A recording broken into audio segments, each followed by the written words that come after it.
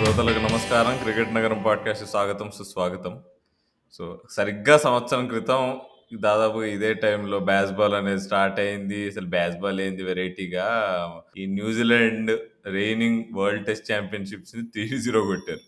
దాని తర్వాత ఏదో ఇది ఫ్లూక్లో అయిపోయిందిలే, బాల్ సాఫ్ట్ అయిపోతున్నాయి, ఈసారి ఏదో కొత్త రకమైన డూక్స్ బాల్ వచ్చినాయి, దానివల్ల ఇట్లా అవుతుంది అన్నారు. అయినా ఈ బౌలింగ్ మీద కాదు, నీకు ఒకసారి Anrich Nokia, Rabada, Marco Jansen bowling వేస్తే తొక్కలే వీళ్ళేం ఆడతారు అన్నారు. అలానే ఒక మ్యాచ్ ఓడిపోయారు, కానీ నెక్స్ట్ 2 మ్యాచ్లు గెలిచారు, ఆ సిరీస్ గెలిచారు.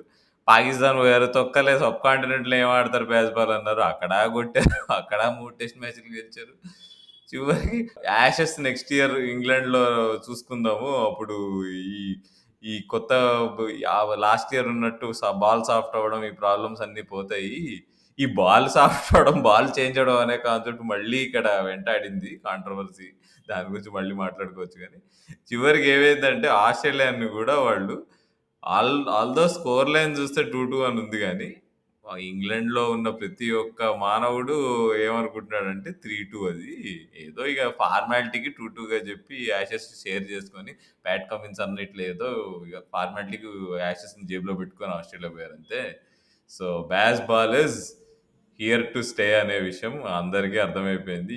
దీన్ని ఎవరు ఇంకా ఇంకా ప్రశ్నించలేరు. ఇక మనం ఫాలో అయిపోవాలి అంతే ట్రెండ్. కానీ మన ఇండియన్ టీం మాత్రం రూటే వేరనుకో. దాని గురించి మళ్ళీ ఎండింగ్‌లో మాట్లాడుకుందాము. సో రాజు, యాషెస్ 2023 5 టెస్ట్ మ్యాచ్‌లు గట్టిగా 4:30లో ఆడారు. So what do you say?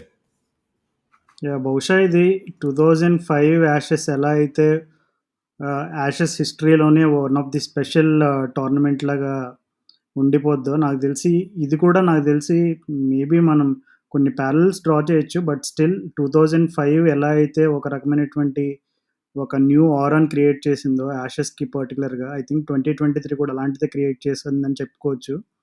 And అందులో 2005లో కీలక పాత్రధారులొచ్చేసి Kevin Pietersen and Andrew Flintoff లాంటి ఒక స్పెషల్ క్యారెక్టర్స్ అయితే, ఈసారి ఆ రోల్ ప్రాబబ్లీ మనం Ben Stokes and someone like Jack క్రాలీకి ఇవ్వచ్చు. ఎందుకంటే ఆహ్, జాక్ క్రాలీ తన ప్లేస్ పైనే చాలా క్వెషన్ మార్క్స్ ఉండే. తను అసలు టెస్ట్ ఫార్మాట్‌కి సెట్ అవుతాడా? ఒకవేళ సెట్ అయితే ఇప్పుడు బాల్ ఫా స్టైల్‌లో అగ్రెసివ్‌గా ఆడుతూ తన ఎక్కువ కన్సిస్టెన్సీ చూపించగలడా? హై స్కోర్స్ కొట్టగలడా? That too against quality attack like Pat Cummins, Hazlewood and Nathan Lyon, ఇవన్నీ క్వెషన్ మార్క్స్ ఉండే. అవన్నీ మొత్తం జాక్ క్రాలీ చాలా తనదైన స్టైల్‌లో ఆన్సర్ చేశాడు. అండ్ బెన్ స్టోక్స్ ఎప్పుడైతే 2019లో హెడింగ్లీ స్పెషల్ ఆడాడో, మరలా ఇంకొకసారి ఇలాంటి ఒక టెస్ట్ ఇన్నింగ్స్ మనం చూడగలమా అనే రకమైనటువంటి క్వెషన్ మార్క్స్ వచ్చినియి. సో, ఈ 2023 యాషెస్‌లో లార్డ్స్‌లో లార్డ్స్. యాహ్! దాదాపు రిపీట్ చేసాడు బెన్ స్టోక్స్ నిజంగా అసలు చెప్పాలంటే. సో, నాకైతే చాలా నచ్చింది ఈ యాషెస్. అంటే నేను ఎలా అయితే యాంటిసిపేట్ చేశానో అంతే ఎక్సైటింగ్‌గా జరిగింది. కానీ నువ్వు చెప్పినట్టు ఇందాక ఇంగ్లాండ్‌లోనే కాదు, బహుశా యాషెస్ ఫాలో అయిన ప్రతి ఒక్కళ్ళు కూడా ఒప్పుకుంటారు అది ఇంగ్లాండ్ 3-2 అని. ఎందుకంటే మాంచెస్టర్‌లో 2 డేస్ కంటిన్యూయస్ రెయిన్ రావడంతోటి అది ఇంకా రిజల్ట్ అక్కడ డ్రా అయింది. లేదంటే అది ఖచ్చితంగా అది 90% ఇంగ్లాండ్ కోర్ట్‌లో ఉంది అక్కడ బాల్. సో, ఈజీగా it's England's game. But yeah! All said and done. Yeah! అసలు ఫస్ట్ 2 మ్యాచెస్ ఓడిపోయిన తర్వాత నెక్స్ట్ 3 మ్యాచెస్‌లో డామినెన్స్ చూపించి గెలవడం అనేది it's not an easy thing. And that too నువ్వు ఫైటింగ్ ఫైర్ విత్ ఫైర్ అనే యాటిట్యూడ్‌తో ఆడినప్పుడు వన్స్ ఇట్ బ్యాక్ ఫైర్స్, నీకు ఫస్ట్ 2 గేమ్స్‌లోనే కొంచెం బ్యాక్ ఫైర్ అన్నట్టు అనిపించినప్పుడు it's very easy to back down and అపోజిషన్‌కి డామినేట్ చేసే ఛాన్స్ కూడా ఇచ్చే ఆ రకమైనటువంటి మైండ్‌సెట్‌లోకి వెళ్ళిపోతారు. కానీ ఇంగ్లాండ్ వాళ్ళు వాళ్ళ గేమ్‌ని అప్ చేసి హెడింగ్లీలో they won the test. And తర్వాత మాంచెస్టర్‌లో కొంచెం డ్రా అయినా చివరికి మళ్ళీ కియావోలో స్టూవర్ట్ బ్రాడ్ రిటైర్మెంట్ ఒక్కటే సర్ప్రైజ్ న్యూస్ అనుకుంటే, మన ఆస్ట్రేలియా వాళ్ళు ఆల్మోస్ట్ విన్నింగ్ పొజిషన్ నుంచి you know we drawing victory from the jaws of defeat అంటారు చూడు, అట్లాగా ఇంగ్లాండ్ వాళ్ళు ఆల్మోస్ట్ దాదాపుగా చేజారిపోయిన మ్యాచ్‌ని వాళ్ళు లాస్ట్ రోజు స్పెషల్ ఎఫర్ట్ తోటి గెలిచారు. అసలు ఈ టూ మెనీ మెమోరీస్ నాకైతే. సో, నీకు బాగా గుర్తుండిపోయే ఒక టాప్ 5 మెమోరీస్ ఏమైనా ఉన్నాయా ఈ పర్టిక్యులర్ యాషెస్‌లో? నాకైతే మూమెంట్ ఆఫ్ ది యాషెస్ ఏంటి తెలుసా? Third test match opening spell Mark Wood bowling. అది నా జీవితంలో నేను అంతకంటే ఫాస్ట్ స్పెల్ నేను చూడలే అనుకుంటా. మేబీ మన అంతా ఇప్పుడు మిచెల్ జాన్సన్, ఆ 2013 యాషెస్‌లో ఎట్లయితే అందరినీ అసలు కెరియర్‌లు కొన్ని ఎండ్ చేసి పడేసాడు అంటారు కదా! సో, అట్లాంటి బౌలింగ్ అసలు నన్నడిగితే ఇప్పుడు జాక్ రాలీ అన్నారు, క్రిస్ వోక్స్ అని కొంతమంది అంటారు గానీ, నా మ్యాన్ ఆఫ్ ది యాషెస్ ఎవరంటే మార్క్ వుడ్. మార్క్ వుడ్ ఎప్పుడైతే టీమ్‌లోకొచ్చాడో ఆ స్పెల్ ఏసాడు చూడు, నీకు అక్కడ తిరిగిపోయింది యాషెస్ కంప్లీట్‌గా. నీకెక్కడైతే ఆస్ట్రేలియా వాళ్ళు కంప్లీట్‌గా డామినేట్ చేస్తూ గెలిచేయబోతున్నారో, మార్క్ వుడ్ ఆ రోజు ఏసిన బౌలింగ్‌తో అంటే కంప్లీట్ తిరిగిపోయింది. వాళ్ళకి అర్థం కూడా కాలేదు. ఆస్ట్రేలియా వాళ్ళకి ఏంది ఈ బౌలింగ్ ఏంది? ఇట్లాంటి బౌలర్‌ని వీళ్ళు ఇంట్లో పెట్టుకున్నారేంది ఫస్ట్ 2 మ్యాచెస్. అమ్మా! ఈ టీమ్‌తో కాదుగా మనం ఆడింది ఫస్ట్ 2 మ్యాచెస్ అని అనుకున్నారు. సో, నా favourite performance is Mark Wood. Especially ఆ హెడింగ్‌లీ టెస్ట్ మ్యాచ్. ఆ మ్యాచ్ కూడా ఎండింగ్ వరకు వెళ్ళింది. హైలైట్ ఏందంటే 5 టెస్ట్ మ్యాచ్‌లు ఈ 2 టీమ్‌లు ఏదో ఒక టైంలో గెలిచేటట్టుండే. నీకు ఫస్ట్ మ్యాచ్ ఇంగ్లాండ్ వాళ్ళు అసలు ఆ డిక్లేర్ ఎందుకు ఇచ్చారనే డిబేట్ నాకు తెలిసి ఇంకో 10 ఏళ్ల తరబడి చేస్తూనే ఉంటారు. నాకు తెలిసి బెన్ స్టోక్స్ ప్రతి రాత్రి అనుకుంటూనే ఉంటాడు. అరే ఎందుకు డిక్లేర్ చేశాను నేను. ఇంకో 50 రన్‌లు కొట్టుంటే మ్యాచ్ మనదే కదా అని. ఆ మ్యాచ్ నీకు చూస్తే ఎండింగ్ వరకు వెళ్ళి అటు ఇటు చేసి కొంచెంలో ఇంగ్లాండ్ గెలిచేటట్టే ఉండే మనకు చూస్తే.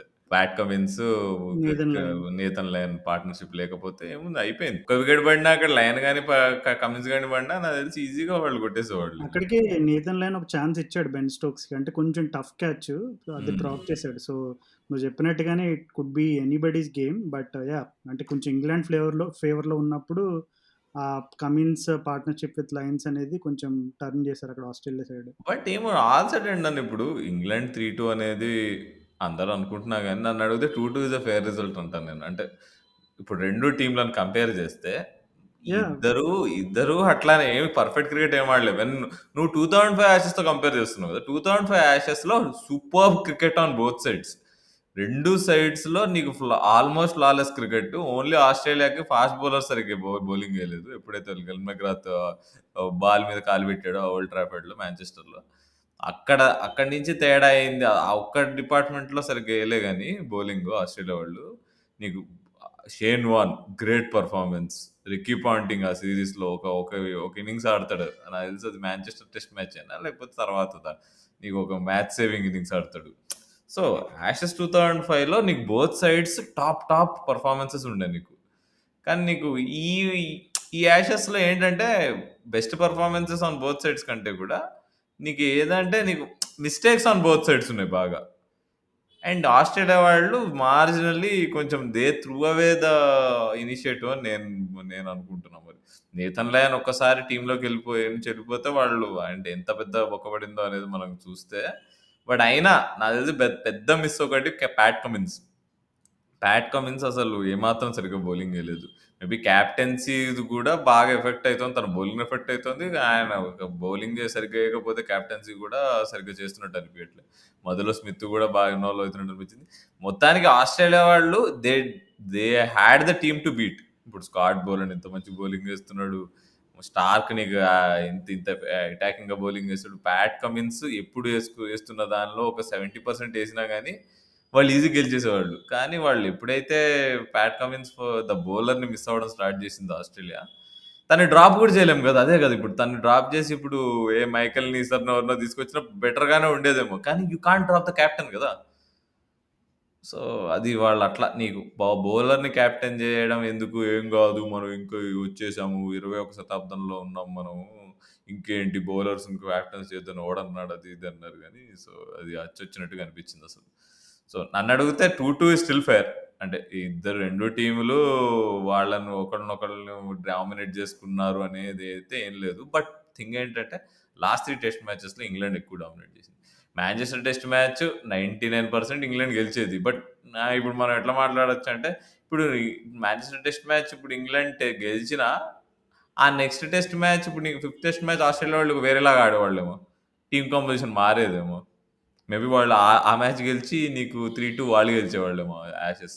సో, ఈ డిబేట్ నాకు తెలిసి వేస్ట్. ఇప్పుడు ఇంగ్లాండ్ వాళ్ళు ఎంత అనుకున్నా గానీ we deserve to win the Ashes. మేమే గెలిచాం యాషెస్ అని మేము యాక్చువల్‌గా యాషెస్ మా దగ్గరే ఉండాలి. ఆస్ట్రేలియా పోవద్దని అనుకుంటే, I think that is not the correct discussion. ఎందుకంటే ఒక్కసారి నువ్వు అక్కడ మ్యాచ్ ఒకళ్ళు ఓడిపోయారనుకో మాంచెస్టర్‌లో, it could have been anything. Cummins నాకు తెలిసి కూర్చునేవాడు కూడా ఏమో మరి.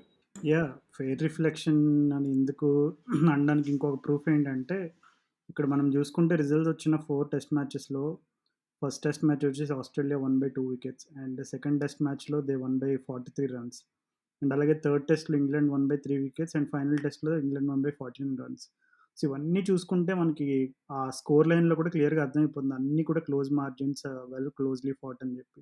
అండ్ ఇందాక ఇప్పుడు ఆ నువ్వు హెడింగ్లీ చెప్పినట్టు టెస్ట్ మ్యాచ్ కొద్దిగా తేడా అయి ఉంటే అయిపోయింది. ఆస్ట్రేలియానే గెలిచేవాళ్ళు. లాస్ట్ వరకు ఆల్మోస్ట్ గెలిచారు కదా ఆస్ట్రేలియా వాళ్ళు. ఫైట్ చేస్తూనే ఉండే ఎండ్ వరకు. స్టార్క్ ఎప్పుడు బౌలింగ్ ఇచ్చినా, ఎప్పుడు స్టార్క్ బాల్ ఇచ్చినా వికెట్ తీశాడు.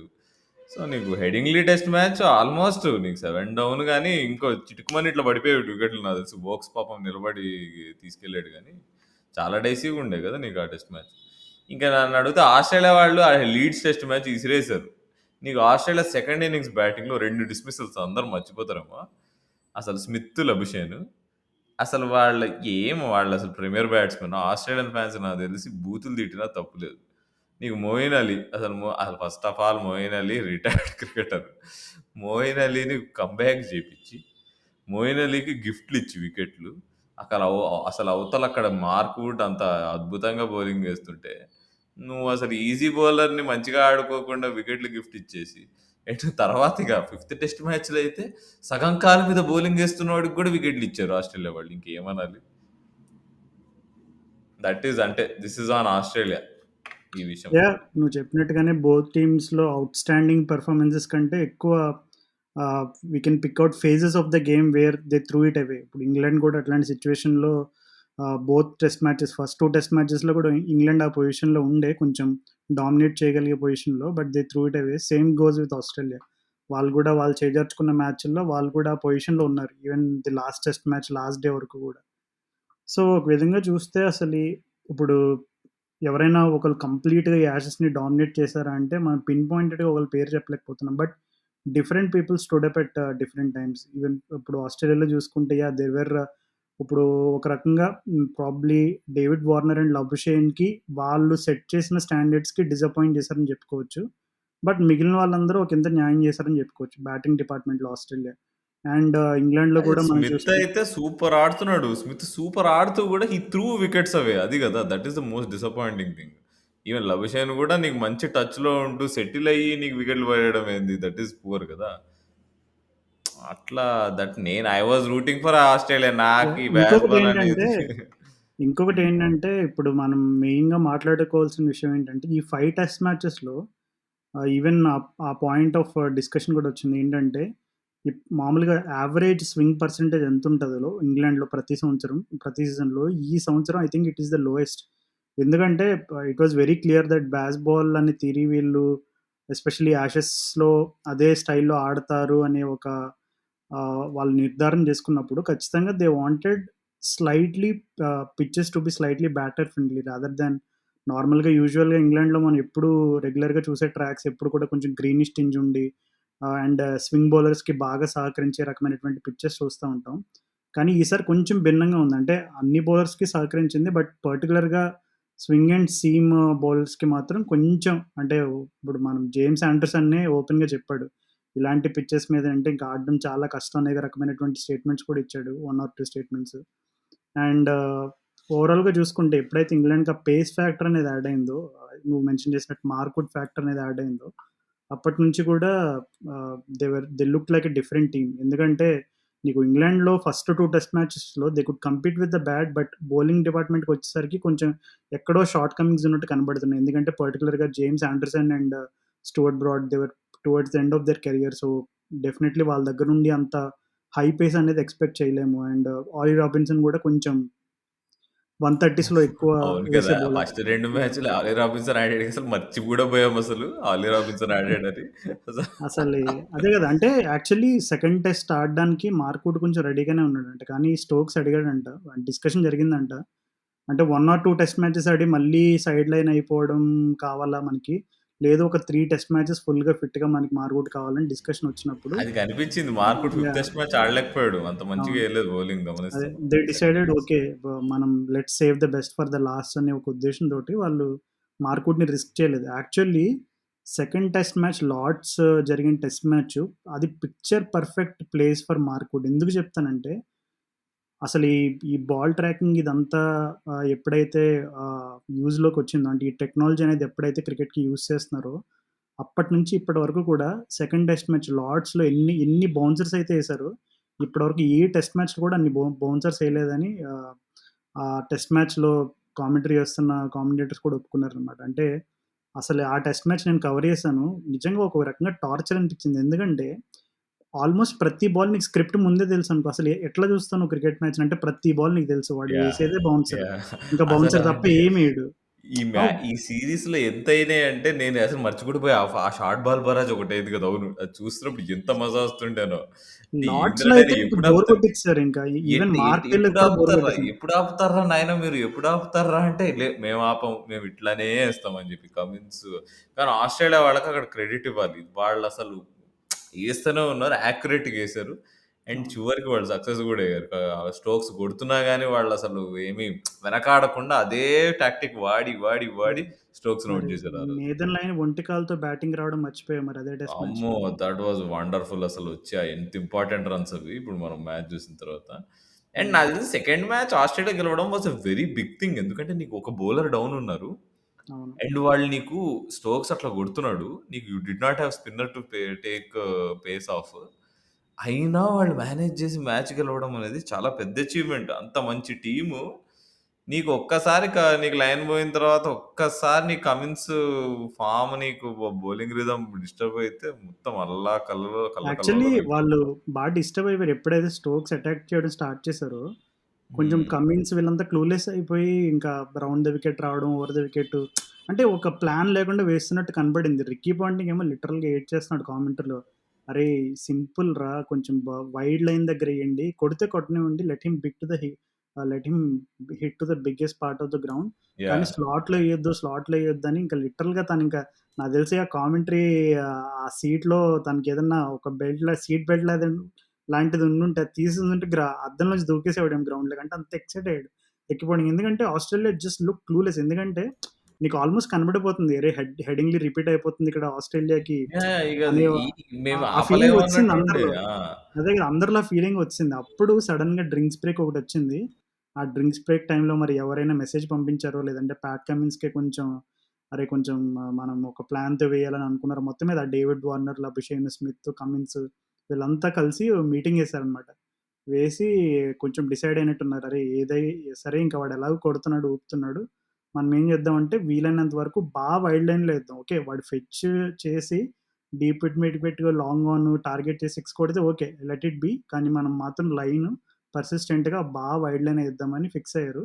ఎప్పుడైతే ఆ ప్లాన్‌తో వాళ్ళు ఏయడం స్టార్ట్ చేశారో, అప్పుడేమైందంటే స్టోక్స్‌కి కొంచెం ఈవెన్ డ్రింక్స్ బ్రేక్ ముందు కూడా కొన్ని ఓవర్స్ మనం చూసుకుంటే, స్టోక్స్‌కి రన్స్ ఇవ్వడం ఆపేసారు. అంటే they started frustrating Stokes by making sure that the lines are wide. అప్పుడు స్టోక్స్‌కి కొంచెం ఆ రిథమ్ లూజ్ అయిన. అంతకుముందేంటంటే, ఇంక వరుసగా కొడితే 4, 6 అన్నట్టు పోతున్నాయి. కనీసం ఓవర్‌కొచ్చి ఏదో ఏస్తనే ఆ! ఉన్నారు. లెగ్ స్టంప్ మీద బౌన్సర్‌లేస్తున్నారు. అన్న ఊపుతూనే ఉన్నాడు. బయటికి పోతుంది. లేదా యార్కర్‌లు ట్రై ఆ! చేస్తున్నారు. అన్న కొడుతున్నాడు 6. టాప్ ఎడ్జ్ 6లు అక్కడ మిచెల్ స్టార్క్ బాల్ పడేయడము. అట్లాంటిది మళ్ళీ నెక్స్ట్ టెస్ట్ మ్యాచ్‌లో కూడా చేసాడు మిచ్ స్టార్క్. ఇంకా ఎప్పుడైతే కొంచెం ఆ స్టోక్స్‌ని కొద్దిగా ఫ్రస్ట్రేట్ చేశారో, వెంటనే హ్మ్. డ్రింక్స్ బ్రేక్ తర్వాత వాళ్ళకి ఆ రిజల్ట్ వచ్చింది. ఇంకా చాలా మూవ్ ఇంప్రెసివ్‌గా ఉండే తీసుకున్నారు. అట్లా. ఒకసారి అది హ్మ్. అవ్వంగానే చాలా అంటే ఓకే. Australia okay. ప్యాట్ కమిన్స్‌కి క్రెడిట్ ఇవ్వాలి. ఈ హెల్డ్ లిజనరు అది ఇది అనుకున్నాం గానీ కంప్లీట్ అపోజిట్ అయింది లీడ్స్‌కి పోయిన తర్వాత. అదే గదా! అసలు యాక్చువల్‌గా చెప్పాలంటే I mean right from the first test మనం చూసుకుంటే, అంటే బాల్ అనేది కొంచెం నాకు తెలిసి హైప్ ఎక్కువ. అంటే బాల్ అంటే కంప్లీట్ ఏదో టీ20 స్టైల్‌లో క్రికెట్ ఆడేస్తారు అనే రకమైనటువంటి హైప్ క్రియేట్ చేశారు. కానీ మనం చూసుకుంటే England also had that phase where they had to like calm down and play normal test match cricket. So, ఎప్పుడైతే వాళ్ళు అట్లాంటి ఫేజ్‌లో కొంచెం రెస్పెక్ట్‌ఫుల్‌గా ఆడారో, దే వన్ దోస్ ఫేజెస్. ఇప్పుడు మన 5 టెస్ట్ మ్యాచెస్‌లో చూసుకుంటే, కొన్ని సార్లు ఇంగ్లాండ్ వాళ్ళు ఇట్లాగే కొంచెం అగ్రెసివ్‌గా ఆ ఇంటెంట్‌తో ఆడి వికెట్స్ కోల్పోయినప్పుడు for example someone like Ben Stokes second test మ్యాచ్‌లో తను వచ్చినప్పుడు బెన్ స్టోక్స్ వచ్చినప్పుడు it could have been very easy for him to just follow the suit and play attacking cricket. కానీ తను కంప్లీట్‌గా బాల్‌కి ఆపోజిట్‌గా అరే! నువ్వెక్కడికన్నా ఎయి నేను బౌన్సర్‌నయితే అటాక్ చేయను. నాకు ఈ డే అంతా సర్వైవ్ అవుతాను. నెక్స్ట్ డే ఏం చేస్తానో తర్వాత చూసుకుంటాను. అంటే అప్పుడు 2019లో మనకెలా అయితే హెడింగ్లీలో తను ఆ జో రూట్ క్రీజ్‌లో ఉన్నప్పుడు వచ్చి చాలా వరకు డిఫెన్స్ ఆడి, ఆ డే ఎండ్‌కి ఎలా అయితే టార్గెట్ పెట్టుకున్నాడో, ఇప్పుడు కూడా సేమ్ అదే మోటివ్‌తో వచ్చి ఆడినట్టు కనపడుతుంది మనకి. అంటే like especially someone like captain like Ben Stokes ఇప్పుడు తను చాలా స్ట్రాంగ్ ఇంటర్వ్యూస్ ఇచ్చాడు. డాక్యుమెంటరీలో కూడా చెప్పాడు. నేను చేయనిదేది నా టీమ్‌లో ఎవరి దగ్గర ఎక్స్‌పెక్ట్ చేయను. ఏదైనా నేను చేయగలను అనుకున్నదే నేను ఎవరికైనా చెప్తాను అనే టైప్‌లో కొంచెం చాలా ఎమోషనల్‌గా స్ట్రాంగ్ స్టేట్మెంట్స్ కూడా ఇచ్చాడు. బట్ ఆ బాస్‌బాల్ థియరీకి కొంచెం అపోజిట్‌గా ఆడాలి అని ఒక ఫేజ్ వచ్చిన ప్రతిసారి the first person to respond was Ben Stokes. So, I think he set a very good example. So, ఇక్కడ కరెక్ట్. మనం ఈవెన్ బాస్ హెడింగ్లీ టెస్ట్ మ్యాచ్‌లో కూడా అదే అయింది కదా! తను ఆపుకున్నాడు. తర్వాత ఎండింగ్‌లో హీ లాంచ్డ్ మళ్ళీ. ఇంకో హెడింగ్లీ స్పెషల్ ఆడతాడా మళ్ళీ? లార్డ్ స్పెషల్ ఆడాడు ఓకే. అది లూజింగ్ కాజ్. ఇంకో హెడింగ్లీ స్పెషల్ ఆడాడు కదా! నీకు 80 కొట్టాడుగా ఆ మ్యాచ్‌లో. అవునవును. అవును. సో, అది పర్ఫెక్ట్. నీకు అప్పుడంతా నీకు మెల్లిగా ఆడాడు. తర్వాత ఇక వికెట్స్ తక్కువ, ఇక టైర్ వచ్చేసింది అనంగా విజృంభించాడు. యాహ్! అండ్ అక్కడ కూడా మళ్ళీ ఆస్ట్రేలియా వాళ్ళు క్యాచ్ డ్రాప్ చేశారు మిడ్ అవును. స్టార్ట్. అంటే అసలు ఈ బ్యాటింగ్ లైనప్ చూసినప్పుడు చాలా మంది కాన్ఫిడెన్స్ వచ్చుండదు. అంటే especially someone like Jonny Bairstow coming from a long injury lay off అసలు పెద్దగా ఎక్కువ క్రికెట్ ఆడలేదు. బేర్స్టో లాంటివికి వాడి కీపింగ్ ఎలా ఉంటది? బ్యాటింగ్ ఎలా ఉంటదని క్వెషన్ మార్క్స్ ఒకటి. అండ్ జాక్ క్రాలీ మీద చాలా క్రిటిసిజం ఉండే. అసలు ఎందుకు ఆడుతున్నాడు? He is not good enough అని ఇంగ్లాండ్ వాళ్ళే అసలు చాలా వరకు ఒప్పుకోలేదు. అండ్ బెన్ డకెట్ ఇప్పుడు పాకిస్తాన్ సీరీస్‌కి తను స్వీప్ స్పెషలిస్ట్ ఇంగ్లాండ్ ఉన్న వాళ్ళు ఒక స్వీప్ ఆడగలడని చెప్పి పాకిస్తాన్ సీరీస్‌కి సెలెక్ట్ చేసినప్పుడు తనక్కడ సక్సీడ్ అయ్యాడు. సో, అదే బెన్ డకెట్‌ని క్యారీ చేస్తారా? కొత్త వాళ్ళకి ఛాన్స్ ఇస్తారా? ఎందుకంటే ఇంగ్లాండ్‌లో హిస్టారికల్‌గా చూసుకుంటే ఎప్పుడైతే Andrew straws and Alastair cook వాళ్ళిద్దరూ రిటైర్ అయ్యారో అసలు అప్పటి నుంచి కూడా ఒక హెడేక్‌లా మారిపోయింది. అంటే England is one of the toughest place for the openers అది ఎవరైనా ఒప్పుకోవాల్సిందే. సో, ఆ పొజిషన్‌లో Jack Crawley and Ben Duckett వీళ్ళిద్దరు రోల్ కూడా ఒక విధంగా చెప్పాలంటే ఎస్పెషల్లీ ఈ 5 టెస్ట్ మ్యాచెస్‌లో గూడా వాళ్ళు ప్రతి టెస్ట్ మ్యాచ్‌లో they played a key role అని జెప్పుకోవచ్చు. ఫస్ట్ 2 టెస్ట్ మ్యాచెస్‌లో వచ్చేసి బెన్ డకెట్ అని జెప్పొచ్చు. అండ్ నెక్స్ట్ 3 జాక్ క్రాలీ అని జెప్పొచ్చు. So, they played a equally good role apart from the rest of the batters అని జెప్పుకోవచ్చు మనం. ఇప్పుడు ఈ అప్రోచెస్ గురించి మాట్లాడితే బాల్ నీకు ఇంగ్లాండ్ వాళ్ళు ఎంచుకుంటే ఆస్ట్రేలియా వాళ్ళు మాత్రం conservative cricket, proper test match cricket మనం ఆడదామని నిక్కచ్చిగా ఉండేవాళ్ళు. మనమేమి వాళ్ళలాగా ఆడొద్దు, మనం మెల్లిగానే ఆడదాము, మనం మామూలుగానే ఆడదామని దిస్ సక్సీడెడ్. నేను actually was cheering for Australia వాళ్ళు. ఈ బాల్స్ వద్దురా నాయన మనకి ఫస్ట్ 2 మ్యాచెస్ చూడు వీళ్ళు ఇది ఇట్లా they played proper test match cricket. ఏమి ఇది కాకుండా ఇది గెలిచారు. థర్డ్ మ్యాచ్ కూడా అట్లా ఆడకుండా అట్లా ఆడుతుండే. బట్ ఎక్కడ దెబ్బ పడిందంటే అది థర్డ్ ఇన్నింగ్స్‌లో ఎప్పుడైతే వాళ్ళు వికెట్లు ఇసిరేసారు చూడు. మిడిల్ ఆర్డర్‌లో మోయిన్ అలీ వికెట్లు ఇచ్చారు. అక్కడి నుంచి కానీ ఇప్పుడు అది టర్నింగ్ పాయింట్ అని నేనంటే, కొంతమంది ఏమంటారంటే Jonny Bairstow run out cum stumping main reason series తిరిగిపోవడానికి అంటారు కొంతమంది. ఏమంటావు అది? అది అలెక్స్ క్యారీ చేసి ఉండాల్సిందంటావా?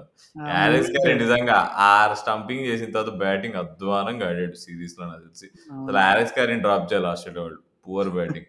అంటే ఆ మూమెంట్ చేస్తున్నప్పుడు నేను మ్యాచ్ కవర్ చేస్తున్నాను.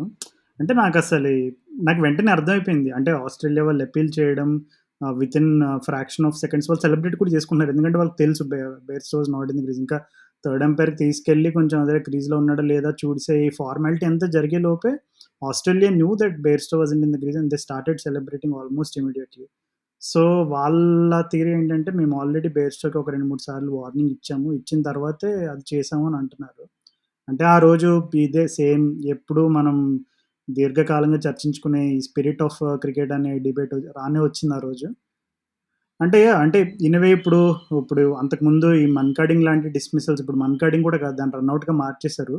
సో, ఇంతకుముందు ఇట్లాంటి డిస్మిసల్స్ చూసినప్పుడు అసలు భయంకరమైనటువంటి సోషల్ మీడియాలో ఒక రకమైనటువంటి అప్రోర్ జరిగేది. అంటే అసలు ఇట్లాంటి డిస్మిసల్ క్రికెట్‌లో ఎందుకు ఇది కరెక్ట్ కాదు. కానీ స్లోగా పీపుల్ స్టార్టెడ్ యాక్సెప్టింగ్ ఇట్. అంటే ఇప్పుడు అశ్విన్ అప్పుడు ఐపీఎల్‌లో చేసిన తర్వాత కూడా ఇంకా చాలా సార్లు జరిగినప్పుడు slowly people started accepting and understood. అంటే ఇంకొక మెయిన్ ఏంటంటే ఇప్పుడు కామెంటేటర్స్ గాని, ఇంకా ఫార్మర్ క్రికెటర్స్ కూడా స్లోగా దే స్టార్టెడ్ యాక్సెప్టింగ్. ఓకే. ఇప్పుడు మనం రూల్స్‌లో ఉన్నది దాన్ని రెస్పెక్ట్ చేయాలి అని స్లోగా ఆ మన్కటింగ్ దాన్ని రనౌట్‌గా మార్చడం ఇవన్నీ ఎప్పుడైతే చేశారో, ఇప్పుడు ఒకప్పుడైతే ఇలాంటి డిస్మిసల్ జరుగుంటే అసలింకా ఇప్పుడు ఇంకో కొత్త యాషెస్ తయారయ్యేదేమో. అంటే యాషెస్ హిస్టరీలోకెళ్తే యాషెస్ ఎలా అసలు ఈ పేరెలా వచ్చిందంటే, కానీ ఇప్పుడు because people slowly started accepting that everything that is with in the rules. అంటే ఎందుకంటే ఇప్పుడు ఆ ముందు రోజే ఐ థింక్ మిచెల్ స్టార్క్ అక్కడే లార్డ్స్‌లోనే ఒక క్యాచ్ పెడతాడు ఫైన్ లెగ్ దగ్గర.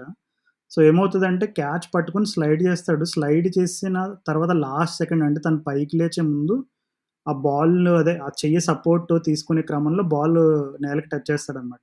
సో, మరియా సెరాస్మస్ టీవీ అంపైర్‌లో ఉండి తనేమంటాడంటే కంప్లీట్ బాడీ కూడా కంట్రోల్‌లో ఉండాలి.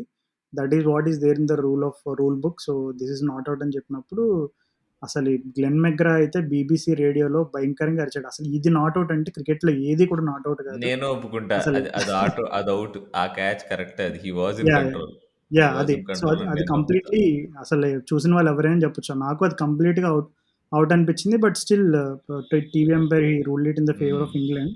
సో, ఆ మ్యాచ్‌లో ఎలా అనుకున్నారంటే సో, ఓకే. మీకొకటి ఫేవర్‌గా వచ్చింది. ఇంకా మాకొకటి ఫేవర్‌గా వచ్చిందని ఇంక అట్లా వాళ్ళు అది స్టోక్స్‌దే కొంచెం గదా! అది స్టోక్స్‌దేగా క్యాచ్ అది. మిచెల్ స్టార్క్ పట్టింది Ben Duckett catch. Ben Duckett. Ben Duckett catch అది. యాహ్! కానీ యాహ్! Ben Duckett. ఒక్కొక్క బెండకెట్ క్యాచ్ ఒక్కొక్క యాహ్! హ్మ్. యాక్చువల్‌గా ఏమైందంటే బెన్ డకెట్ ఆ క్యాచ్ అయిన తర్వాత మిచెల్ స్టార్క్ ఇంకా లాస్ట్ 2, 3 అవర్స్ ఉండే అంతే ఆ రోజు. ఫుల్ ఫ్రస్ట్రేట్ అయిపోయాడనమాట. బెన్ డకెట్ దగ్గరికొచ్చి అరుస్తున్నాడు ఫుల్‌గా. డకెట్ ఏమో "అరే బాబు! నేనేం చేయనురా. నేను నడిచి ఎళ్ళిపోయాను పెవిలియన్ వరకు. అక్కడ టీవీ అంపైర్ నాట్ ఔట్ అని చూపిస్తే నేనేం చేయనని" చెప్పి చెప్తున్నాడనమాట. ఆ కన్వర్జేషన్ అంతా లైవ్‌లో చూసినప్పుడు భలే ఫన్నీగా అనిపించింది. బట్ స్టిల్ అంటే ఓ విధంగా చెప్పాలంటే సెకండ్ టెస్ట్ మ్యాచ్‌లో చాలా డ్రామా జరిగింది. అంటే జస్ట్ స్టార్ట్ అయిన 1 యాహ్! అవర్‌కే అసలు ఎవరో ఫస్ట్ ఇద్దరు టైమ్ ప్రొటెస్టర్స్ గ్రౌండ్‌లోకి రాగానే ఆ! మన బేర్స్‌టో జాన్ సినా లాగా వాళ్ళిద్దరు ఒకడిని ఎత్తుకొని బయట పడేసాడన్నమాట అసలు. లార్డ్స్ చాలా ఎప్పుడు లార్డ్స్ టెస్ట్ మ్యాచ్ ఇంత నాయిసీగా ఉండదు. ఇట్లా చాలా కామ్‌గా ఉంటది. యాహ్! హమ్మింగ్ సౌండ్ ఒక్కటే వినిపిస్తదంటారు గానీ చాలా నాయిసీగా ఉండే. నాసిర్ నీ హుస్సేన్ చెప్పాడు ఒక స్టేట్‌మెంట్ ఏమన్నాడంటే, "ఇప్పటి వరకు నేను చిన్నప్పటి నుంచి లార్డ్స్‌కెళ్తున్నాను. ఈ రకమైనటువంటి అట్మాస్ఫియర్ నేను లార్డ్స్‌లో ఇప్పటి వరకు ఎప్పుడు చూడలేదన్నాడు." సో, అట్లాంటి స్టేట్మెంట్స్ కొంతమంది ఎక్స్‌పర్ట్స్ ఇచ్చారు. సో, ఐ థింక్ అసలు లార్డ్స్ అంటేనే అందరూ మరి మంచిగా సూట్ ఏసుకొని మెంబర్స్ లాంగ్ రూము అసలు డీసెన్సీ, క్లాస్‌కి మారుపేరు అనే రకంగా చెప్పుకునే ఆ లార్డ్స్ గ్రౌండ్ ఫుల్ రౌడీలా మారిపోయింది. అసలు ఆ లాస్ట్ 2 డేస్ ఎన్వైర్న్‌మెంట్ అయితే అసలు చెప్పలేమసలి. లార్డ్స్ ఇంత వైలెంట్‌గా ఎప్పుడు చూడలేదని చాలామంది రిపోర్ట్స్ రాసారు. నాసిర్ హుస్సేన్ అంటే ఒక దిగ్గజం కూడా ఒప్పుకున్నాడు. అతటని అంటుండే. సో, చానా తేడాగుండే అండ్ అక్కడి నుంచి సీరీస్ ఇది వేరేగుంటదనుకున్నట్టు అయిపోయింది. బట్ నా డిసప్పాయింట్‌మెంట్ ఒకటే అబ్బా! ఈ series should have been longer. నీకు మధ్యలో గ్యాప్స్ ఉండాలి టెస్ట్ మ్యాచ్‌లలో. మరీ జల్దీ అయిపోయింది. నీకు ఇంకా ఎక్కువ మజా వస్తది సీరీస్ అంటే it should be a long series. నిజంగా అది మరి టైం కాలక్రమేణా ఇగ సీరీస్ లాంగ్‌గా ఉండి మధ్యలో 10 రోజులు గ్యాప్ ఉండడం, వాడు మధ్యలో పోయి టూర్ మ్యాచ్‌లు ఆడడము. ఇదంతా అయిపోయినాయి ఇగ. ఆ రోజులు పోయినాయి గానీ, బట్ అదే 2005 యాషెస్‌తో మనం పారలెల్ ఎంత డ్రా చేసినా, ఇప్పుడు మార్క్ ఈలం వాళ్ళ అబ్బాయి పేరేంది? మైకేల్ ఈలమా ఎవరో వచ్చి ఆల్మోస్ట్ రన్ ఔట్ చేసాడు స్టీవ్ యాహ్! స్మిత్‌ని. సేమ్ అక్కడ 2005 యాషెస్‌లో గ్యారీ ప్రైడ్ రన్ ఔట్ లాగా. సో, చానానే అది గూడా. అంటే చాలా పారలెల్స్ అన్నీ ఉన్నాయి గానీ, but 2005 Ashes is completely special. అంటే that Australian team was absolutely great team. ఈ ఆస్ట్రేలియన్ టీమ్ ఈజ్ నాట్ అంటే ఆ టీమ్‌కి 50% కూడా ఉంటుందో లేదో doubt. And with the way they played no way patch on that team అసలు. అంటే బ్యాటింగ్‌లో గాని అంటే ఐ ఎక్స్‌పెక్టెడ్ ఫైట్ ఆస్ట్రేలియా నుంచి. వాళ్ళు చేయాల్సినంత ఫైట్ చేయలేదు. లాస్ట్ టెస్ట్ మ్యాచ్‌లో కొద్దిగా చూపెట్టారు గానీ, Headingley test match they gave up. 592 కొట్టియడం ఏంది? ఎంత నీకు జాక్ క్రాలీకి ఏసిన bowling was very, very poor అసలు. జాక్ క్రాలీకి నువ్వు లెగ్స్ మీదేసి కొడతనే ఉంటాడయ్యా. ఏముందక్కడ? అసలు బయట రిక్కీ పాంటింగ్ అయితే ఎంత ఫ్రస్ట్రేట్ అయితున్నాడో పాపం కామెంటరీలో. అరే వాడికి అక్కడ కొంచెం ఫిఫ్త్ స్టంప్‌లో ఎయ్యండ్రా నాయన బచ్చాగాడికి చెప్పిన కౌంటీ బౌలర్ వచ్చినా గాని ఏస్తాడు ఔట్ అయిపోతాడు జాక్ క్రాలీ. వాడి యావరేజ్ ఎంతరా నాయన 28 అరా నాయన వాడి యావరేజు. 3 ఏళ్ల నుంచి క్రికెట్ ఆడుతున్నాడు. వాడిని మీరు కొట్టించి వాడితో 189 కొట్టియడం ఏంది అని చెప్పి ఎంత బాధపడ్డాడో రిక్కీ పాంటింగ్. యాహ్! నిజమే. అంటే దానికి ఇప్పుడు జాక్ క్రాలీని ఆస్ట్రేలియాలో అంతకుముందు చూసారు. ఇప్పుడు అంతకుముందు ఆస్ట్రేలియాలో యాషెస్ ఆడినప్పుడు జాక్ క్రాలీ ఐ థింక్ సిడ్నీలో అనుకుంటా ఒక ఇన్నింగ్స్ ఆడతాడు. ఆ హైలైట్స్ ప్యాకేజ్ చూస్తే క్లియర్‌గా తెలుస్తది. ఆస్ట్రేలియా వాళ్ళెళ్లి కాలు మీద ఎయడం, జాక్ క్రాలీ మంచి స్టైలిష్ విప్‌లు, ఫ్లిక్‌లు ఆడడం. అంటే ఇక్కడ అర్థమైపోతది that is not the area to bowl to Jack Crawley or for that matter hmm. Any opening batsman. So, అట్లాంటి రూకీ మిస్టేక్స్ అవన్నీ అంటే ఆస్ట్రేలియా నుంచి కమిన్స్ ఎక్స్‌పెక్ట్ చేయం మనం. Yeah! Exactly. Especially Cummins yeah! ఎంత ఎగ్జాక్ట్‌లీ. యాక్యురేట్‌గా అంటే ఏస్తాడు. కమిన్స్ బౌలింగ్ యావరేజ్ ఎంత 21. It is incredible. నీకు Glenn McGrath level bowling average అది. నీకు అట్లాంటి బౌలర్ అంత ఆఫ్ అవ్వడము, ప్లస్ నేతన్ లయన్ లేకపోవడం, అండ్ వాళ్ళు ఇంకో పెద్ద మిస్టేక్ చేశారు. ఆ మాంచెస్టర్ టెస్ట్ మ్యాచ్‌లో నీకు స్పిన్నర్‌ని ఆడీయలే వాళ్ళు. అది ఆల్మోస్ట్ వాళ్ళు ఓడిపోయేవాళ్ళే మ్యాచ్. ఆ తప్పు చేయడం వల్ల నీకు పేసు తీయట్లే బాల్ మీద, ఏస్తూనే ఉన్నారు. కాళ్ళ మీద ఏస్తున్నారు. కొడుతూనే ఉన్నారు పిచ్చి కొట్టుడు. కానీ టాడ్ మర్ఫీ నాకు నచ్చాడబ్బా నిజంగా. నేథన్ లయన్‌కి he is worthy replacement. Fifth test అంటే ఇంకా మ్యాచ్‌లో కూడా నేథన్ లయన్ ఎప్పుడైతే రిటైర్మెంట్ ప్రకటిస్తాడో అప్పుడు మనవాడు రెడీగా ఇంకా నేథన్ లయన్ షూస్‌ని ఫిల్ చేయడానికి సరితగ్గవాడు అని అంటున్నాం. అంతే కదా? యాహ్! అబ్సల్యూట్‌లీ. నాకు చాలా ఫిఫ్త్ టెస్ట్ మ్యాచ్‌లో ఆస్ట్రేలియా ఫైట్‌కి కారణం టాడ్ మర్ఫీనే. నీకెట్లయితే వాళ్ళని ఇంగ్లాండ్ వాళ్ళని సెకండ్ ఇన్నింగ్స్‌లో అంటే రిలేటివ్‌లీ తొందరగానే ఔట్ చేశారు. చూస్తుంటే ఇంకా పార్ట్నర్‌షిప్‌లు అయితేనే ఉండే. కానీ టాడ్ మర్ఫీ బౌలింగ్ వాస్ ఎక్సెప్షనల్. నీకు టాడ్ మర్ఫీలో నాకు నచ్చే స్టోక్స్‌ని కూడా ఇంకొక ఔట్ అంశం చేసాడు కదా! యాహ్! స్టోక్స్‌ని కూడా ఇంకొక బాగా అంశం ఔట్ చేసాడు. ఏంటంటే, అంటే చాలామంది చూస్తున్నప్పుడు అనుకుంటారు, అరే! Todd Murphy same Nathan Lyon style ఉంది. అంతా Glen bowling style Swann. Run up yeah! కొంచెం అంటే సిమిలారిటీస్ అంటే ఎక్కువేంటంటే ఓవర్ కాంప్లికేట్ చేయడు. తను వేసే బాల్ రిలీజ్‌లో కూడా ఇదంతా కూడా చాలా సింపుల్‌గా ఉంటది. ప్లస్ తను లైన్ అండ్ లెంత్ పైన ఎప్పుడు ఇప్పుడు one of the key for to identify a decent bowler or someone who you can rely on ఎప్పుడు కూడా ఆ consistency in line and length అనేది మనం ఎక్కువ గమనిస్తూ ఉంటాం. ఎస్పెషల్లీ టెస్ట్ మ్యాచ్ క్రికెట్‌లో. ఐ థింక్ టాడ్ మర్ఫీ అంటే ఇప్పుడు తన టీమ్‌లో నేథన్ లయన్ అంటే ఒక దిగ్గజమైన స్పిన్నర్ ఉన్నప్పుడు, తను క్లియర్‌గా నేథన్ లయన్ నుంచి చాలా లెసన్స్ నేర్చుకోవడమే కాకుండా, దాన్ని ఇంప్లిమెంట్ కూడా చేస్తున్నాడు అనేది క్లియర్‌గా కనబడుతుంది మనకక్కడ. So, I think he has a very good future. So, నువ్వు చెప్పినట్టుగా నేథన్ లయన్ ఎప్పుడైతే రిటైర్ అవుతాడో అప్పుడు ఆస్ట్రేలియా వాళ్ళు ఏమాత్రం కూడా టెన్షన్ ఫీల్ అవ్వాల్సిన అవసరం లేదు. ఎందుకంటే రెడీగా హి ఈస్ వాళ్ళకి ప్రాపర్ ఆజీ క్రికెటర్. నీకు ఎట్లా ఆడాడు బ్యాటింగ్ కూడా 2 ఇన్నింగ్స్‌లలో. నీకు అదే సెకండ్ కదా! ఇన్నింగ్స్‌లో కూడా ఇంకా హోప్ తెప్పించాడు ఆడి బ్యాటింగ్ అసలు. అది ఫైట్. అవును. ఆ ఫైట్ నీకు కమిన్స్‌లో కనిపియలే కదా! నీకు అదే సెకండ్ కదా! ఇన్నింగ్స్‌లో చేజ్‌లో. ఇంకెప్పుడు కమిన్స్‌లో కనిపియలే, స్టార్క్‌లో కనిపియలేదు. దట్ ఈస్ వేర్ అక్కడ captaincy is big lacking Australia వాళ్ళకి. అవునవును. కానీ ఏమో. ఇప్పుడు మనం ఈ ఎపిసోడ్‌లో player of the series England's player of the series వచ్చేసి క్రిస్ వోక్స్. ఆస్ట్రేలియాది వచ్చేసి మిచెల్ స్టార్క్. సో, మనిద్దరం వాళ్ళిద్దరి గురించి మెన్షన్ చేయకుండా ఈ ఎపిసోడ్‌ని ఇగ ఫినిష్ చేయలేము. So, first throwing it to you అసలు క్రిస్ వోక్స్ అసలు ఈ సీరీస్‌ని ఎలా టర్న్ చేశాడు? తన సంబంధించి నువ్వు ఈ లాస్ట్ 3 టెస్ట్ మ్యాచెస్ ఆడాడు తను. So, yeah! నీ అబ్జర్వేషన్స్ ఏంటి తన పెర్ఫార్మన్స్ రిలేటెడ్‌గా? Chris Woakes is the most underrated English bowler. In probably forever maybe. ఫరెవర్‌లో నాకు తెలిసి ఇంగ్లీష్ కండిషన్స్‌లో క్రిస్ వోక్స్ కంటే బెటర్ బౌలర్ నాకు తెలిసి ఇంగ్లాండ్‌లో ఇప్పుడు ఈ ఆండర్సన్ బ్రాడ్‌ని పక్కన పెడితే తనే బెస్ట్ బౌలర్. నువ్వు చూసుకుంటే రికార్డ్ పరంగా. కానీ ప్రాబ్లమ్ ఏంటంటే తను ప్రతి మ్యాచ్ ఆడియరు. ఎందుకు ఆడియరు? ఇప్పుడు ఫస్ట్ 2 మ్యాచ్‌లు ఎందుకు ఆడియలేదు? ఆలీ రాబిన్సన్‌కి ఎందుకు ప్రిఫరెన్స్ ఇచ్చారు? మరి వోక్స్‌కి కూడా ఏమైనా ఇంజ్యూరీ ఉండేనా వుడ్‌లాగా? నాకు తెలిసి వోక్స్‌కి ఐ థింక్ ఫస్ట్ టెస్ట్ మ్యాచ్‌కి డౌట్‌ఫుల్ అనుకుంటా. బట్ సెకండ్ టెస్ట్ హుహు. మ్యాచ్ నుంచయితే నాకు తెలిసి హి వాస్ రెడీ ఫర్ నిజంగా. Selection if I am not wrong. నాకు తెలిసి వరల్డ్ క్రికెట్‌లో సీమ్ మూవ్‌మెంట్‌ని వాడి బౌలింగ్ ఏసే స్కిల్ చాలా తక్కువ మందికుంది. ప్యాట్ కమిన్స్, నీకు జాష్ హేజల్‌వుడ్ ఇద్దరికుంది. అది దాని తర్వాత వాళ్ళ లెవెల్‌లో నీకు ప్యూర్ సీమ్ మూవ్‌మెంట్ స్వింగ్ ఏం లేకుండా క్రిస్ వోక్స్.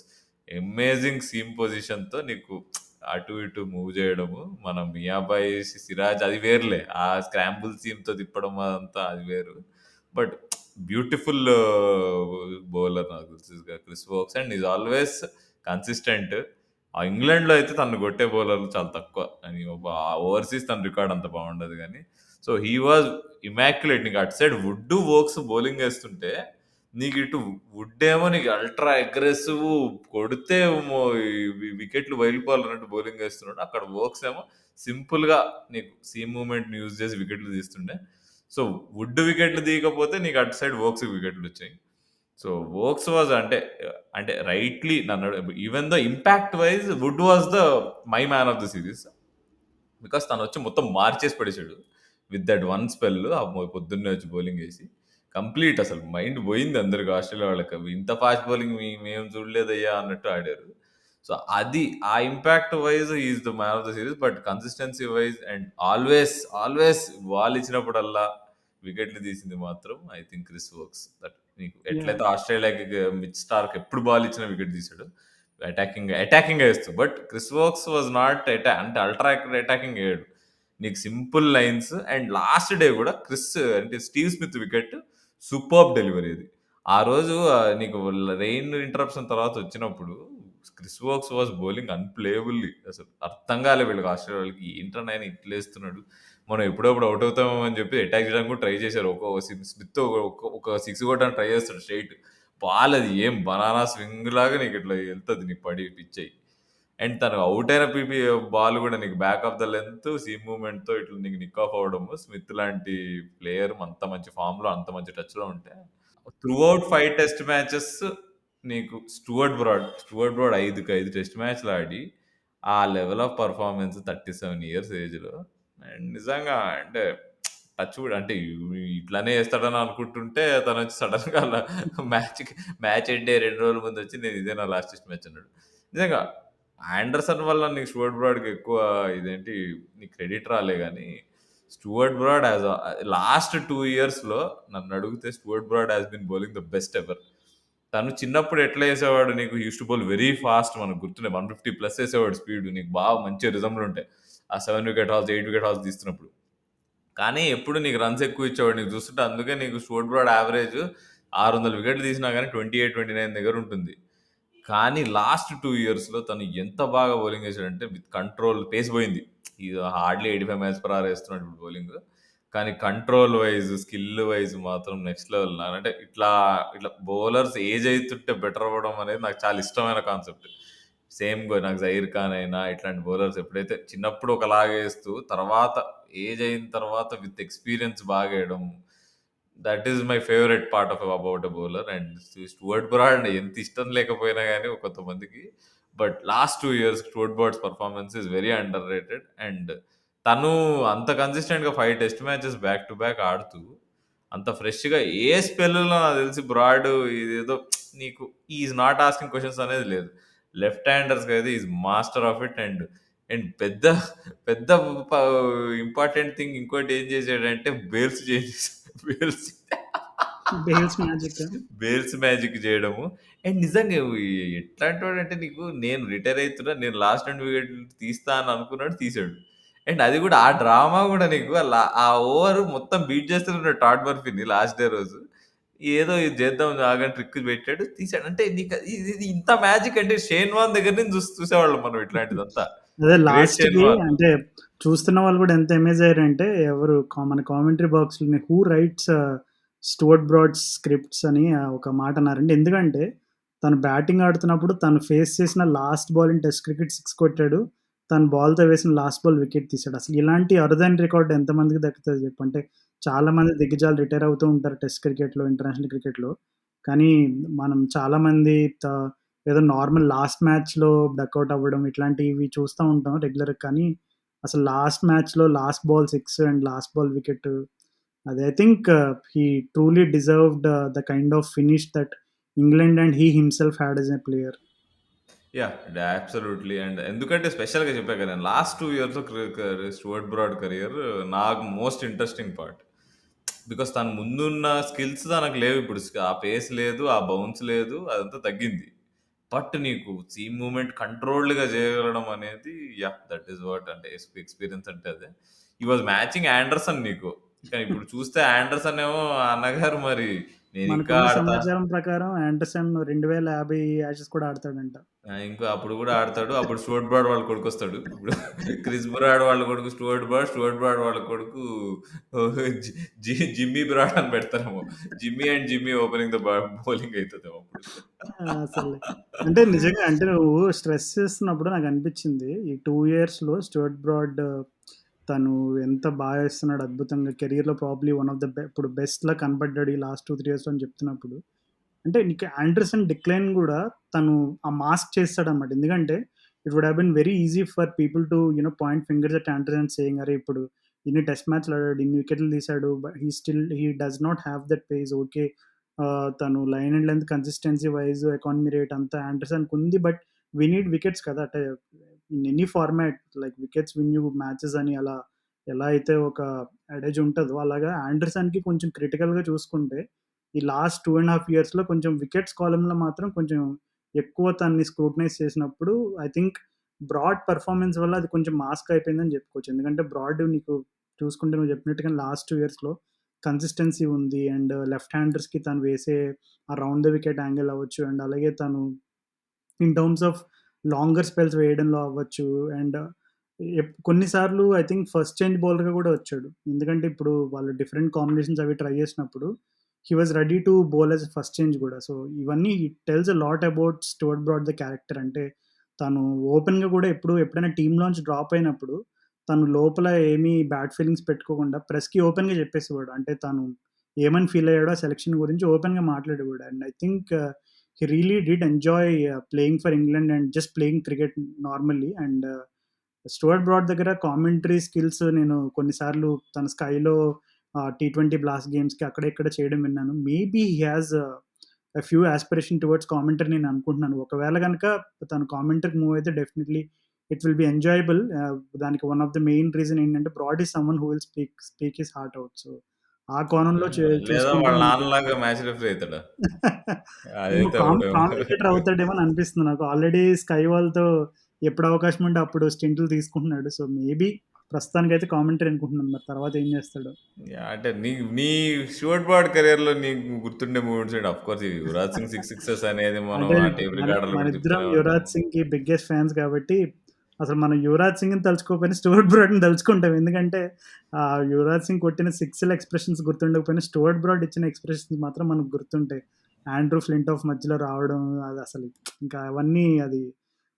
బట్ పర్టిక్యులర్‌గా ఒక్కటి నాకు బాగా గుర్తుండిపోయేదంటే 2015 యాషెస్ అంటే అప్పుడే నాకు నా క్రిక్ బజ్ కెరీర్ స్టార్టింగ్‌లో అనమాట అది. సో, నేను అప్పుడు ఇంకా నేను కొంచెం నేర్చుకుంటున్నా. అంటే lot of the skills related to my work కొంచెం నేర్చుకునే ప్రాసెస్‌లో ఉన్నాను ఆ టైంలో.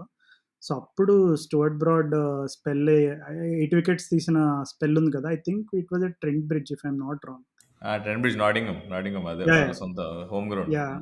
ఆ 8 వికెట్స్ మాత్రం అసలు నిజంగా అంటే అసలు బౌలింగ్ ఏస్తున్నాడా? లేదంటే ఏదన్నా మెషిన్ మామూలు బౌలింగ్ మెషిన్‌తో ఏదన్నా మ్యాజిక్ జరుగుతుందా అనే ఒక రకమైనటువంటి భావోద్వేగానికి గురిచేసింది ఆ స్పెల్ మాత్రం నన్నైతే. అది యాక్చువల్‌గా దట్ వాస్ పీక్ బ్రాడ్. అక్కడి నుంచి డిప్ అయ్యాడు మొత్తం బ్రాడ్. ఒక్కసారి 2015, 16 సీజన్ తర్వాత స్టూవర్ట్ బ్రాడ్ వాస్ లైక్ ఇక అయిపోయింది. ఏజ్ అప్పుడే పెరిగింది.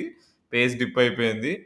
నీకు అట్లాంటి స్పెల్స్ తగ్గిపోయినాయి. ఇక బ్రాడ్ ఈస్ ఫినిష్డ్ అనే టైంలో last 2 years was like exceptional అంటే అసలు. నువ్వు ఇందాక ఒక పాయింట్ మెన్షన్ చేసావు. స్టూవర్ట్ బ్రాడ్ వికెట్స్ తీసేవాడు గానీ కొంచెం line and length consistency miss అవ్వడం అండ్ అలాగే అంటే తను రన్స్ కెళ్ళడం. ఇస్తాడు. అంటే హ్మ్. దానికి ఒక రీజన్ అండి. ఇప్పుడు నేను 2015 యాషెస్ గుర్తెచ్చుకుంటుంటే తను అన్నీ ఎక్కువ పిచ్డ్ అప్పే. ప్రతీది కూడా ఫుల్ బాల్ ఎయడం, మరి ఆ మూవ్‌మెంట్ పైన ఆధారపడడం, స్వింగ్ అండ్ సీమ్ పైన ఆధారపడడం, వికెట్లు తీయడం ఇవన్నీ నువ్వు చెప్పినట్టు పీక్ బ్రాడ్ టైమ్‌లో అది ఉండే. కానీ ఇప్పుడు ఔట్‌సైడ్ ఆఫ్ థాట్ అంటే ఇప్పుడు మనం కొంచెం ఎందుకు Stuart Broad why was he like proven a little too expensive అంటే I think he earned more than the fuller length. ఇప్పుడు కొంతమంది టాల్ బౌలర్స్ మనం చూసినప్పుడు మనం అనుకోవచ్చు అరే వీళ్ళు ఎక్కువ షార్ట్ బాల్ స్ట్రాటజీ ఇప్పుడు షార్ట్ బాల్ స్ట్రాటజీ అనేది డబుల్ ఎడ్జ్ స్వార్డ్. ఇప్పుడు అయితే it will get you wickets or it will ఇప్పుడు కరెక్ట్ ఫీల్డింగ్ పొజిషన్ అది లేకపోతే it will go for sixes. ఇప్పుడు షార్ట్ బాల్ బాగా ఆడే బ్యాటర్ ఉంటే లేదంటే టాప్ ఎడ్జెస్ ఇట్లా జరగడం ఇలాంటివి మనం చూస్తూ ఉంటాం.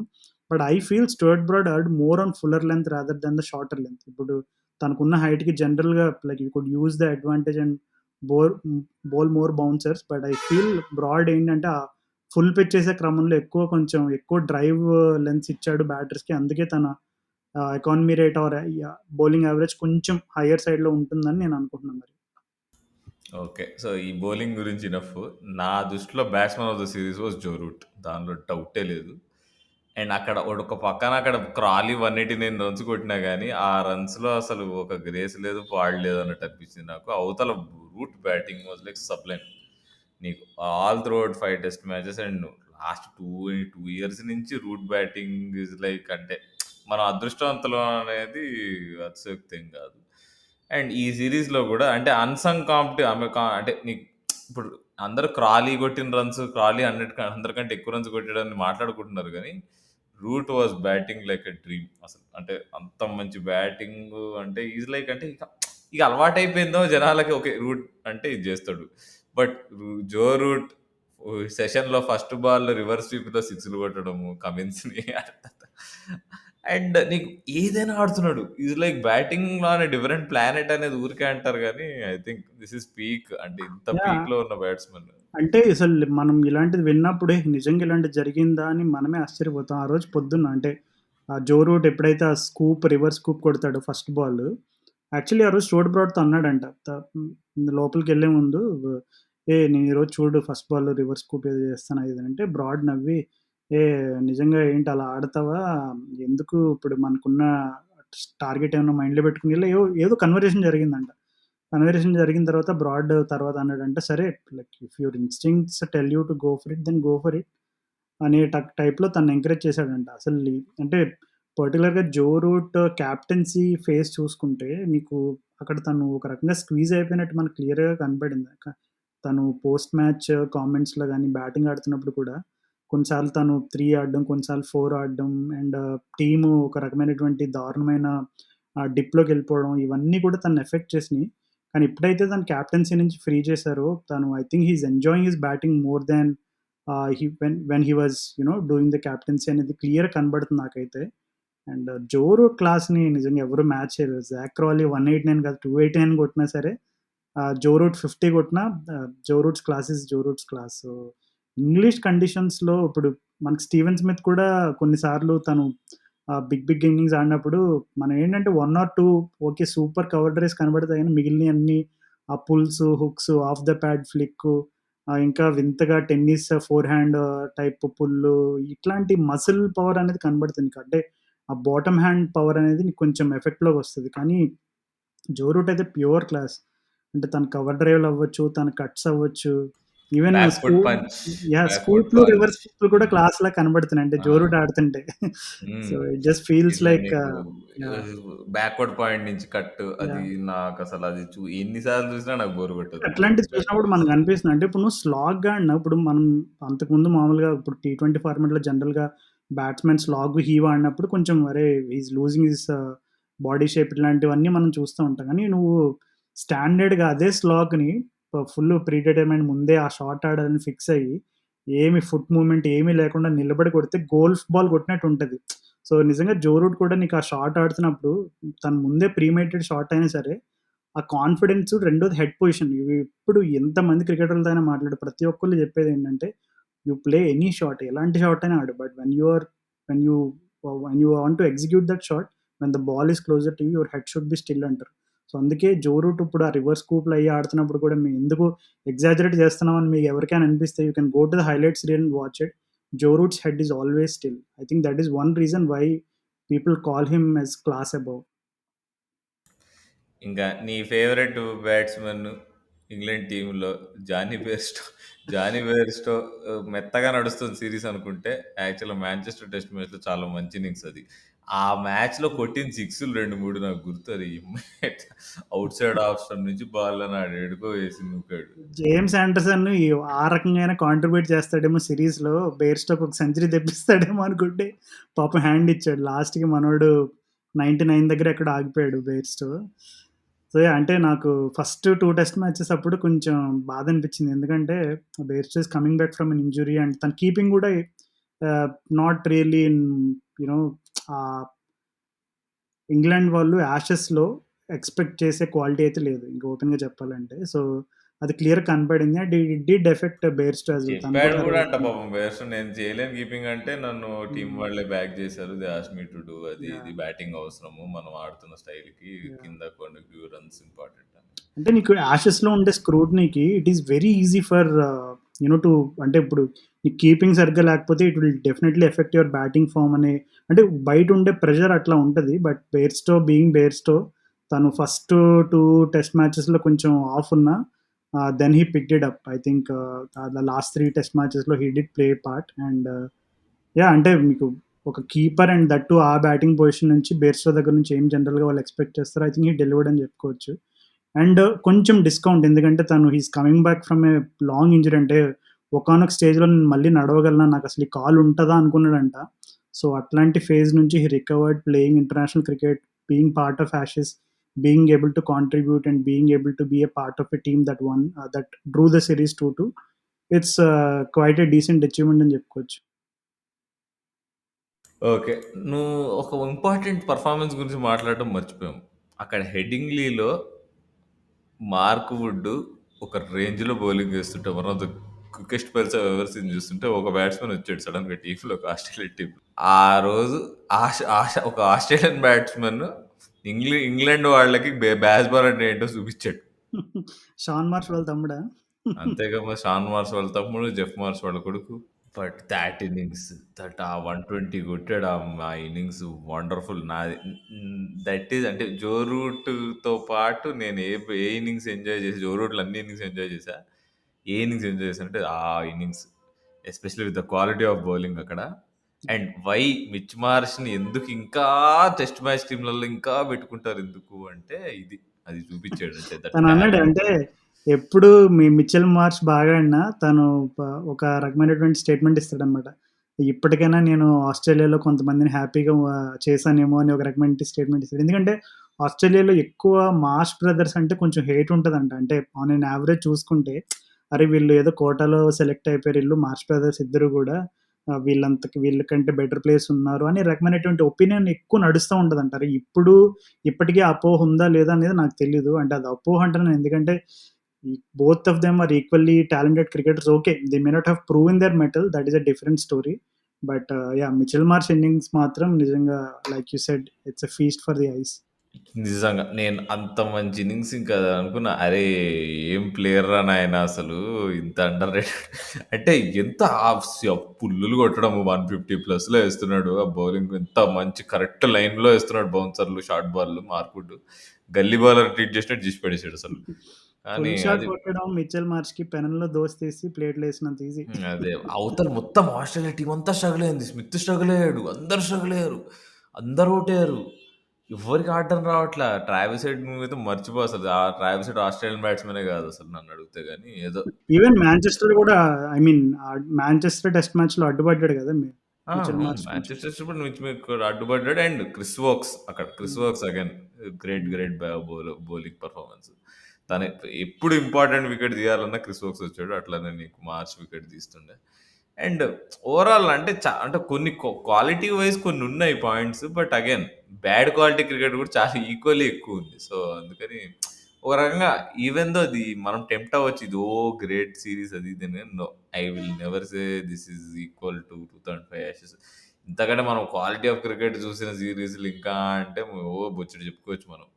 2012లో ఇంగ్లాండ్ సౌత్ ఆఫ్రికా ఆడిన సిరీస్, ఇంగ్లాండ్లో అది absolutely super quality of cricket. England పీక్లో ఉన్నారు, ఆ సౌత్ ఆఫ్రికా పీక్లో ఉండే. సో అట్లా 2019 యాషెస్ మంచి క్వాలిటీ క్రికెట్ అసలు, నీకు అటు ఇటు చేసి. మా ఆ టీం అప్పుడు డ్రా అయింది, ఇప్పుడు డ్రా అయింది, కానీ అక్కడ క్వాలిటీ ఆఫ్ క్రికెట్ ఇంకా ఎక్కువ ఉండే, నీకు స్మిత్ ఆడిన ఇన్నింగ్స్లు అవన్నీ. బట్ ఓవరాల్గా నాది అంటే క్వైట్ ఎంజాయబుల్ ఎంటర్టైనింగ్ యాషెస్. ఇంకో టెస్ట్ మ్యాచ్ ఉంటే బాగుండేది కదా రాజు, సిక్స్త్ టెస్ట్ మ్యాచ్. మరి యాహ్! ఎందుకు చాలా మంది అయిపోతుంది యాషెస్? నాజర్ హుసేన్ కూడా అన్నాడు, అరే అప్పుడే అయిపోతుంది పీటర్సన్ యాషెస్. అయితే సిక్స్త్ కూడా డ్రా అయితే సెవెంత్ ఆడండి, సెవెంత్ కూడా డ్రా అయితే ఎయిత్ ఈ ఆడండి అని. ఇదే ఆడాలి ఏమని చెప్పు అసలు, వేరే టెస్ట్ అసలు ఇండియా టెస్ట్ మ్యాచ్ నిజంగా ఒట్టు, నేను హైలైట్స్ కూడా సరిగ్గా చూడలేదు నేను అవి. పట్టించుకొని కూడా జరిగినాయా? పట్టించుకొని నాకు ఇండియా టెస్ట్ ఇంట్రెస్ట్. మ్యాచెస్ జరిగినాయా ఏదో రీసెంట్‌గా? రాత్రిపూట అయినాయంటే, ఏదో మనందరం పడుకున్నప్పుడు ఏదో ఆడుకున్నారు. యశస్వి జైస్వాల్ సెంచరీలు కొట్టుకున్నాడు, రోహిత్ శర్మ సెంచరీ కొట్టుకున్నాడు చాలా రోజుల తర్వాత. ఏదో ఇక ఫార్మాలిటీకి గెలిచారు ఒక మ్యాచ్, ఇంకో మ్యాచ్ వర్షంలో కొట్టుకుపోయింది. యాహ్! లిజనర్స్ ఎవరు హర్ట్ అవ్వద్దు. ఎందుకంటే ఇప్పుడు యాషెస్‌తో ఇప్పుడు మీకే అనిపించుంటది. అరే! యాషెస్‌లో ఇంత హైప్ ఇట్లా జరిగింది. సేమ్ ఇండియా వెస్ట్ ఇండీస్ గురించి కూడా డిస్కస్ చేసుకోవడానికి నిజంగా అదే లెవెల్‌లో అదే స్కిల్ మ్యాచెస్ ఉంటే డెఫినైట్‌లీ మనం దాని గురించి దీర్ఘంగా చర్చించుకునేవాళ్ళం. But will move on to the మరి అశ్విన్ అన్న బౌలింగ్ చాలా బాగా వేశారు అని అన్నారు. యాహ్! అశ్విన్ ఎప్పుడు పక్కన పెట్టేలాగా, అశ్విన్ ఎప్పుడు డ్రాప్ చేసినా మళ్ళీ తను he'll just come and like put a mark saying that okay I am here. మీరు నన్ను తక్కువ అంచనా వేయొద్దు అని ఒక స్టాంప్ వేసుకొని వెళ్ళిపోతూ ఉంటాడు. But he keeps getting ignored. And I think ఈ సైకిల్ అనేది ఇంకా మరి ఎంత ఫ్రీక్వెంట్‌గా రిపీట్ అవుతదో చూడాలి. ఎందుకంటే మన వాళ్ళు ఇప్పటికి 2 సార్లు వెళ్లారు ఆ డబ్ల్యూటీసీ ఫైనల్‌కి. సో లాస్ట్ టైమ్ అయితే పర్టిక్యులర్‌గా అశ్విన్‌ని డ్రాప్ చేసినప్పుడు చాలా డిబేట్ నడిచింది. But yeah! That so is ఇప్పుడు ఆలోచిస్తుంటే ఎప్పుడో అవును. అయిపోయింది. అసలు డబ్ల్యూసీటీ తీసి ఫైనల్ గురించి మనం మాట్లాడుకోలే కదా! అదే గదా! నీకేమనిపించింది చెప్పు? అంటే నాకు I think we were deserved losers అనిపించింది ఆస్ట్రేలియా వాళ్ళు చేసే పెర్ఫార్మన్స్‌కి. యాహ్! అసలు ఆ అంటే స్కాట్ బోలాండ్ బౌలింగ్ ఏస్తున్నప్పుడు నాకు ఎంసీజీ స్పెల్ గుర్తొచ్చేసింది. అంటే జనరల్‌గా లైన్ అండ్ లెంత్ కన్సిస్టెన్సీ ఒక్కసారి తనకి ఫామ్ వస్తే ఇంకా తను ఎంత పీక్‌లో ఏస్తాడనేది అక్కడ మెల్బర్న్‌లో చూపించాడు. MCG is not thought an easy pitch for the bowlers. So, అట్లాంటి తను లాస్ట్ యాషెస్‌లో స్కాట్ బోలాండ్ ఎలా అయితే ఏసాడో, ఇండియా మీద అది రిపీట్ చేస్తాడేమో అని భయమేసింది నాకైతే. నిజంగా చాలా బాగా వేసాడు బౌలింగ్. కమిన్స్ ఫుల్ ఆన్లో ఉండే ఆ మ్యాచ్. స్టార్క్ కూడా బాగా వేస్తుండే. అండ్ మనం ఇక నన్ను అడిగితే అక్కడ బుమ్రా లేడు, ఉమేష్ యాదవ్ కొంచెం ఫ్లాట్గా వేసాడు. ఉమేష్ యాదవ్ మీద బాగానే నమ్మకాలు పెట్టుకున్నాను, ఎందుకంటే last year Kia world test మ్యాచ్లో ఉమేష్ యాదవ్ బాగా వేసి గెలిపిస్తాడు మ్యాచ్. ఉమేష్ యాదవ్ ఓకే. మరి ఉమేష్ యాదవ్, శార్దుల్ ఠాకూర్ ఇద్దరిని తీసుకోవడం ఎంతవరకు కరెక్ట్ అంటావు? ఏమో మరి Shami was like fire fire fire fire అంటే ఏంటంటే షమీ. హ్మ్. ఇక సిరాజ్ మియా వేసాడు బౌలింగ్, ఓకే, అంటే ఈజ్ గుడ్ ఓన్లీ. బట్ అదే నువ్వు సిరాజ్ని ఎక్స్పెక్ట్ చేసినంత ఇది అయింది, కానీ అక్కడ నీకు ఉమేష్ నుంచి సపోర్ట్ ఉండుంటే మేబీ మనం ఇంకొంచెం బాగా కంపీట్ చేసేవాళ్ళము. బట్ చూస్తే యాక్చువల్గా మనం వీ ట్రైడ్ ఆర్ బెస్ట్. పాపం ఉన్న టీం బాగానే ట్రై చేసింది ఆ కండిషన్స్లో. నీకు వదిలేలే మ్యాచ్. దట్ వాజ్ లైక్, అంటే ఇప్పుడు మనం తిట్టాల్సిన అవసరం ఏం లేదు, ఇదే ట్రైడ్ దేర్ బెస్ట్. పాపం మన భరత్ అన్న కూడా చాలా ట్రై చేసాడు బ్యాటింగ్ ఆ కండిషన్స్లో ఆడడానికి, ఆ బౌలింగ్, ఆ లెవెల్ ఆఫ్ బౌలింగ్. సో, ఇప్పుడు బుమ్రా అయితే మొత్తం మీద కమ్‌బ్యాక్ ఇస్తున్నాడు. ఎప్పటినుంచో ఎదురు చూస్తున్న ఈజ్ వార్త. Captain is being captain back as ఏందంటావు చేద్దాం కెప్టెన్ మరి. ఫర్ ది ఐర్లాండ్ సీరీస్ అనుకుంటా. సో, ఇండియన్ క్రికెట్‌లో ఫార్మాట్స్ పక్కన పెట్టేస్తే చాలా మార్పులు, చేర్పులు, ఎక్స్‌పెరిమెంట్‌లు అబ్బో! మాట్లాడుకోవడానికి ఒకటా రెండా చాలానే జరుగుతున్నాయి. So, before we wrap it up ఇప్పుడు experiments with Indian cricket team అనే ఒక కాదసలే. పుస్తకం ఇప్పుడు, రాస్తాడు ద్రవిడ్ ఇప్పుడు సార్. ఇంకా చూస్తుంటే వరల్డ్ కప్ రానే వచ్చింది. దగ్గరలో ఉన్నాము. మరి ఇహు నీకైతే నిజంగా రాజు, ఆశలున్నాయా? అసలు నీకు అనిపిస్తుందా? నీకు యాక్చువల్‌గా ఆగస్ట్ వచ్చేసింది. ఆగస్ట్ అయిపోయింది. సెప్టెంబరు, అక్టోబరు అయిపోయింది. అక్టోబర్‌లోనే వరల్డ్ కప్. నరేంద్ర గుండెలు మోడీ స్టేడియంలో రోహిత్ శర్మ కప్పెత్తుతాడా? నా ప్రశ్న ఒకటే. లేదు రాజు. మనం మనం సెమీస్‌కి పోతే okay. Is a good performance. అంటే ఎందుకు ఏమో సెమీస్‌కి పోయి ఎప్పటిలాగే మళ్ళీ సెమీస్‌లో హర్ట్ అయి వెనక్కి రావాలంటావా? అంటే హర్ట్ అవ్వడం అనేది మనం ప్రిపేర్డ్ ఉండాలి. సరే పోయినసారి టీమ్ బెస్ట్ టీమ్ రాజు. హ్మ్. 2019 టీమ్ కోహ్లీ పీక్‌లో ఉన్నాడు. రోహిత్ శర్మ పీక్‌లో ఉన్నాడు. బుమ్రా హ్మ్. పీక్‌లో ఉన్నాడు ఇప్పుడు వితౌట్ అంబట్ రాయుడు ఇంజరీ. అన్న స్టోరీస్ వద్దులే. ఇప్పటికే మన ఎంఎస్‌కే వదిలే. ప్రసాద్ ఒక మీమ్ అయిపోయాడు. ఆ ఏలియన్‌లో నీకు వామ్మో! ఎంఎస్కే ప్రసాద్ పక్కన పెట్టిన సూపర్ టీమ్ అబ్బా అది. నీకు హార్దిక్ పాండ్యా మంచిగా ఉన్నాడు. Fit Hardik Pandya. Bowling, batting రెండూ చేస్తున్న హార్దిక్ పాండ్యా. కుల్దీప్ చాహల్ ఇంకా ఫైర్‌లో ఉన్న రిషబ్ పంత్. ఇది. రిషబ్ పంత్. నీకు ఇంత ఉన్నారు. ఇప్పుడు ఇప్పుడు రిషబ్ పంత్ ఆడగలుగుతాడా వరల్డ్ కప్? లేదు లేదు. రిషబ్ పంత్ ఆడతాడేమో. ఆడడు. వరల్డ్ కప్ ఆడడు. వరల్డ్ కప్ ఆడడం అదేలే. You hmm. కాంట్ రిస్క్ అది. యాహ్! యాహ్! సో, ఇప్పుడు నీకు చూస్తే కేఎల్ రాహుల్ అన్న పెద్ద ఇంజురీ తర్వాత వస్తాడు. ఎవరు కీపర్ మనకి ఇప్పుడు? ఇషాన్ కిషన్ ఆ కీపరు. కేఎల్ రాహుల్ మొదలు సంజు శాంసన్ తమ్ముడొచ్చాడు. శుభ్మన్ గిల్, యశస్వి శుభ్మన్ జైస్వాల్, గిల్, యశస్వి జయస్మయో ఏమంటే రుతురాజ్ శుభ్మన్ గైక్వాడ్. గిల్ ఉంటాడు. Shubman Gill will be there. మరి శిఖర్ ధవన్ ఉంటాడా వరల్డ్ కప్‌లో? ఇంకెక్కడ శిఖర్ ధవన్ ఇంకా ఉండడనుకుంటున్నాను నేనైతే. వరల్డ్ కప్ అంటే మరి ఎక్స్‌పీరియన్స్ కావాలి కదా! మరి ఇషాన్ కిషనేనా అయితే ఎక్స్‌పీరియన్స్ అంటే చేసేది? ఇప్పుడు ఆల్రెడీ రోహిత్ శర్మ, కోహ్లీ ఉన్నారు. 2 ఎక్స్‌పీరియన్స్డ్ ప్లేయర్స్. ఇంకా హ్మ్. ఎక్స్‌పీరియన్స్ అంటే don't you think it will be too much leaning towards experience rather అదేలే దాన్ ఇగ. Trusting proven youngsters? అదే మరి Gaikwad will be backup opener అంటావు. రోహిత్ శర్మ ఏం మరి అంటే ఇప్పటికి ఆ విల్ బి. క్లారిటీ లేదు. బట్ ఒక విధంగా ఏమీ చూస్తే క్లారిటీ లేదు. అదే కదా నా అంటే చెప్పడానికి. శిఖర్ ధవన్ ఇప్పుడు ప్రాబ్లమ్ ఏంటంటే ఓకే. ఇండియన్ కండిషన్స్ కదా! ఏమి ఇబ్బంది ఉండదు. కొడతాడు శిఖర్ ధవన్ మంచిగా ఆడతాడంటే ఇప్పుడు చూసుకుంటే ఓకే. ఇప్పుడు మన లీగ్ ఫేజ్‌లో మేబీ మనకంత ప్రాబ్లమ్ అవ్వకపోవచ్చు. అంటే ఓకే. ఈజీగా మ్యాచెస్ గెలిచేస్తామేమో మేబీ కొంచెం కొన్ని టర్నింగ్ ట్రాక్స్ అలాగ ఇలాగ ఇవన్నీ మనం ఓకే. ఇఫ్స్ అండ్ బట్స్ మాట్లాడుకోవచ్చు. బట్ చూసుకుంటే అక్కడ నీకు అంటే ఒక అపోజిట్ టీము ఇప్పుడు టెస్ట్ మ్యాచ్ ఎలా అయితే వీళ్ళు బాల్ అని ఇలా ఆడుతున్నారు. ఇప్పుడు వన్ డేస్‌లో కూడా పీపుల్ అంటే డిపెండింగ్ ఆన్ ద పిచ్ అనుకో ఆఫ్‌కోర్స్. బట్ మేబీ ఇప్పుడు మనం ఒకప్పుడు ఎలా అయితే మనల్ని సెమీఫైనల్‌లో ఇంగ్లాండ్ వాళ్ళు కంప్లీట్‌గా ఔట్ ప్లే చేసారో, అలాగే మనకు స్ట్రాంగ్ అంటే బెటర్ ఇంటెంట్ ఉన్న టీమ్ ఫేస్ చేసినప్పుడు ah, does players like Shikhar Dhawan and like Rohit Sharma and Hardik Kohli ఆడతాడంటావా or they world going cup? To match? Hardik should definitely be in కదా! వరల్డ్ అంటే కప్. మరి బౌలింగ్ ఏస్తేనే హార్దిక్‌కి ప్లేస్ ఉంటదా? ఏంటి? వాట్ ఈస్ ద లేదు. లేదు. Situation? Irrespective of whether he will bowl or not I think Hardik ఖచ్చితంగా ఉంటాడనుకుంటున్నా. అందులో ఏమాత్రం హ్మ్. డౌట్ లేదు. But yeah! అంటే ఇప్పుడు నేను గమనించిందేంటంటే పర్టిక్యులర్‌గా శిఖర్ ధవన్ కొంచెం పేస్ అంటే హై పేస్ పైన స్ట్రగుల్ అవుతున్నాడు. అంటే సో, అది అంటే అట్లాంటి ప్లేయర్‌ని మనం క్యారీ చేయొచ్చా? Who hasn't played too much international cricket recently Shreyas అయ్యర్‌కి అండ్ పేస్ ఆల్ ఆఫ్ ఆడడం థట్. వచ్చా? ఇంకా అట్లా చెప్పుకుంటే మరి వి హావ్ టు సూర్యాబాయ్ హావ్ సమ్ సూర్యాబాయ్ వరల్డ్ కప్‌లో ఆడతాడా లేదా? ఏమో మరి ఇప్పటికి చూస్తుంటే ఏమో చాలా మందిని ఆడిస్తున్నారు. ఆ 10, ఏది 15 మందిలో ఎవరుంటారో, 30 మందిలో ఎవరుంటారో ఇప్పటికి గుర్తుంది. 2011 స్క్వాడ్ అనౌన్స్ చేసినప్పుడు ఆ మొబైల్‌లో ఎస్ఎంఎస్ వచ్చేది. ఎవరెవరు సెలెక్ట్ అయ్యారు. శ్రీశాంత్ సెలెక్ట్ అవ్వలేదనేసరికి బాగా డిసప్పాయింట్ అయ్యా. నెక్స్ట్ ఇంకో కొన్ని వారాల తర్వాత, కొన్ని రోజుల తర్వాతో ఒక జిరాక్స్ షాప్ దగ్గర నుంచుంటే టింగ్ మని మెసేజ్ వచ్చింది. క్రికిన్ఫో దగ్గర నుంచి. శ్రీశాంత్ ఎవరికో ఇంజ్యూరీ అయింది. ఆ ఇంజ్యూరీ ప్లేస్‌లో శ్రీశాంత్ సెలెక్ట్ అయ్యాడని చెప్పి. సో, హుహు. అలా మరి ఈసారి అలాంటి సర్ప్రైజ్‌లేమన్నా ఉంటాయా? లేదంటే రెగ్యులర్‌గా మనం ఎక్స్‌పెక్ట్ చేసే ఫెమిలియర్ నేమ్సే ఉంటాయా? అనేది ఏమో అబ్బా! ఏమన్నా మనం ఆశలైతే మినిమమ్ పెట్టుకోవాలి. వేరే మినిమమ్ పెట్టుకొని చూడాలి. యాహ్! మెయిన్ థింగ్ అక్కడ బౌలింగ్ మనదేంటి ఇప్పుడు స్పిన్నర్‌లు ఎవరు మనకి? అక్షర్ పటేలా? కుల్దీపా? చాహలా? ఎవరు ఆడతారు? ఏంది కాంబినేషన్ ఏంది మనది? Tell me. కుల్చా ఏ కాంబినేషన్ మళ్ళీ తిరిగి లైమ్‌లైట్‌లోకి రాబోతుందనుకుంటున్నాను నేను మరి. ఏమో అబ్బా! మొత్తం ఇంత కన్‌ఫ్యూజ్డ్‌గా నా జన్మలో ఎప్పుడు లేను. మన టీమ్ ఏందా అంటే నేను చెప్పలేకపోతున్నా చూడు. యాహ్! అంటే ఇప్పుడు హ్మ్. ప్రెజెంట్ కూడా ఇప్పుడు వెస్ట్ ఇండీస్‌లో జరిగే టీ20 సీరీస్‌లో భయంకరమైన ఎక్స్‌పెరిమెంట్స్ జరుగుతున్నాయి.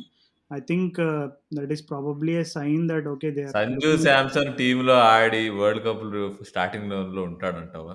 కేఎల్ రాహుల్ బదులు కీపర్ హ్మ్. బ్యాట్స్‌మన్‌గా. యాహ్! సంజు శాంసన్ కేఎల్ అంటే రాహుల్ ఇప్పుడు బదులు. మొన్నే సంజు శాంసన్ ఇట్లాగే ఏదో ఒక వన్ డే మ్యాచ్‌లో తను బాగా ఆడి కొంచెం మంచిగా కాంట్రిబ్యూట్ చేసినప్పుడు నేను క్వెషన్ అడిగినప్పుడు చెప్పాడు. అసలు ఇండియన్ క్రికెట్ కెరియర్ అనేది చాలా ఛాలెంజింగ్. అసలు ఒక ఇండియన్ ప్లేయర్‌గా ఉండడమే చాలా ఛాలెంజింగ్. చాలామంది ఇంక ఒకప్పుడు ఈ ఫార్మాట్‌లో రకరకాల ఈక్వేషన్స్, పారామీటర్స్ ఉంటాయి గానీ ఇప్పుడు ఓన్లీ ఎన్ని బాల్స్ నేను ఫేస్ చేస్తున్నాను. నా టీమ్ ఎలాంటి సిట్యుయేషన్‌లో ఉంది. నాకెన్ని బాల్స్ మిగిలున్నాయి. ఈ రెండే నేనైతే అలాగే ఆడతాను. That is how I play my cricket అని ఇండైరెక్ట్‌గా చెప్పనే చెప్పాడు. So, it is a sign that ఇప్పుడు మన ఇండియాలో బాల్ ఎవరు ఆడగలరు అనేది మనం ఐడెంటిఫై చేసుకుంటే probably one of those first guys will be Sanju Samson అని చెప్పుకోవచ్చు. సో, నో మ్యాటర్ వాట్ తను సెలెక్ట్ అయినా అవ్వకపోయినా I think he is going to carry on with that same intent that he usually place. So, yeah! Interesting times ahead for Indian cricket especially మరి in ODIs. ఈ ODI world cup మనం గెలిస్తే మాత్రం it will B miracle అంటా నేను. మనం నా భయం ఏందంటే ఎక్కడ మనం జింబాబ్వేతో ఓడిపోతామో అని అదో చిన్న భయం నాకు. జింబాబ్వే రాలేదా? జింబాబ్వే కాదు. సారీ జింబాబ్వే అంటున్నా. ఆఫ్ఘనిస్తాన్‌తోనో ఎవరితోనో ఓడిపోకుంటే చాలు మనం. ఏముంది తీసుకెళ్ళి లక్నో లాంటి మన ఐపీఎల్‌లో చూసాం కదా! అలాంటి పిచెస్ ఏదైనా పెట్టి మనకి రివర్స్ అయిందనుకో అది ఇంప్లోడ్ అయిందనుకో కొలాప్స్ ఇంకంతే మామూలుగా ఆల్రెడీ ఉండదు. అక్కడ ధర్మశాలలో న్యూజిలాండ్‌తో స్పాట్ పెట్టారు మనకు షెడ్యూల్‌లో. ధర్మశాలలో న్యూజిలాండ్‌తో మ్యాచ్ వింటర్‌లో. వింటర్‌లో ధర్మశాలలో న్యూజిలాండ్‌తో మ్యాచ్. ఇంకేమైతది? యాహ్! సురంగా చూద్దాం. లక్మాలే తినిబడేసాడు. యాహ్! Interesting times. సో, మనం ఇంట్రెస్టింగ్ ప్రాబబ్లీ ఉప్పల్లో నెక్స్ట్ మ్యాచ్‌కైతే మరి వస్తావా మరి? పోదామా ఒక మ్యాచ్‌కి? ఉప్పల్లో మరి పాకిస్తాన్ మ్యాచ్‌లు ఎక్కువున్నట్టున్నాయి ఉప్పల్లో. మరి పాకిస్తాన్ వర్సెస్ ఇదేంది పాకిస్తాన్ కాదు. న్యూజిలాండ్ వర్సెస్ ఒక మ్యాచ్ ఉంది. అది హ్మ్. పోవచ్చేమో. ఒక మ్యాచ్ పాకిస్తాన్ చూడొచ్చు. ఒక మ్యాచ్ న్యూజిలాండ్ మ్యాచ్ చూడొచ్చు. బావుంటది. ఓకే. ఓకే. చూద్దాం. 2 ఇంట్రెస్టింగ్. చూద్దాం. చూడకపోతే ఎట్లా మరి? ఏమాత్రం స్ఫూర్తి లేకపోతే వరల్డ్ కప్ మన ఊర్లో అయితుందంటే మళ్ళీ యాహ్! ఎప్పుడైతుందో మరి? నెక్స్ట్ టైమ్ వరల్డ్ కప్ అయినప్పుడు ఈ మాత్రం మ్యాచ్‌లు కూడా ఎందుకులే మీకు అని చెప్పి ఇవ్వలేదనుకో ఉప్పల్‌కి. హ్మ్. హ్మ్. Let us see. బట్ టికెట్ల కోసం చూద్దాము. రాజు నువ్వు టికెట్లు ఇప్పిస్తావుగా? యాహ్! ఈసారి పక్కా. అంటే మరి దానికి రివర్స్‌లో మరి ఇండియన్ సెమీస్ గాని, ఫైనల్స్ గాని పంపిస్తావా మరి నువ్వు? నన్ను పంపిద్దాం. మరి ఉప్పల్ నుంచి పంపియడం కుదరట్లేదు మరి. ఏం చేస్తాం చెప్పు? ఉప్పల్లో సెమీస్ గాని, ఫైనల్ గాని పెట్టేసుంటే అయిపోయేది. అయిపోయేది. దగ్గరుండి పంపించేవాళ్ళం ఫైనల్‌కి. దగ్గరుండి కప్పు గెలిపించాం. చాలా సరే మరి యాహ్! కానిచ్చేస్తావా? Okay. Yeah! So, that's a wrap. So, next ఎపిసోడ్‌లో ఇంకా మనం వరల్డ్ కప్‌కి దగ్గరగా ఉంటాం కాబట్టి probably we can discuss more about upcoming world cup. So, ఇప్పటికైతే కాంబినేషన్స్‌లో కంప్లీట్ క్లారిటీ అయితే లేదు. But I think by the next time we record the episode, probably we'll have a little bit more clarity on the squads, not just India, but other teams kuda.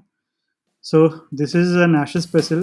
So we hope you enjoyed the episode. Until next time, goodbye from Ravi and Raj.